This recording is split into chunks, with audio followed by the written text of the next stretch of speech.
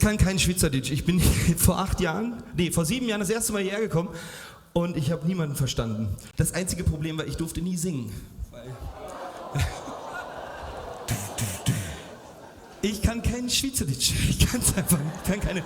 Es ist, ist fair, aber eine Premiere.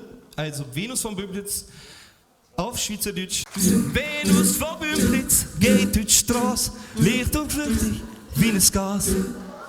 So unerreichbar hoch. Bockstößige Himbeerbuben, schüch und brave Schaf, schön schön frisiert, kommen über tanzen nach. Und die Spargel wachsen ihr Blut jung morgen. Die Sonne kommt, wird langsam warm. Helft mir! Helft mir! Everybody! Alle zusammen! Venus von Bümplitz ist schön wie ein Feuer in der Nacht, wie eine Rose im Schnee. Wer sagt Venus im Bümplitz, der schlägt mir mein Herz in die Haus und ich seh, wie die untergeht.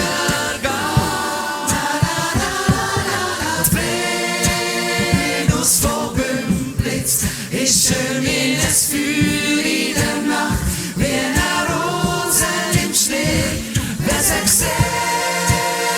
Venus im Bümplitz, der schlägt mir mein Herz in die Haus und ich seh, wie die untergeht.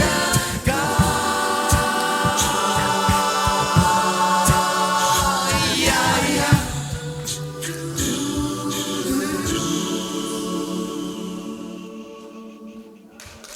Dankeschön. Merci vielmals. Danke. Sebastian Lebert, meine Damen und Herren, Danke für die Möglichkeit. du Berliner mit dem Schweizer Dialekt. Danke, danke. Hast du was verstanden? Ja, ein bisschen, ne? Lieb bist du. Ein klein bisschen, hä?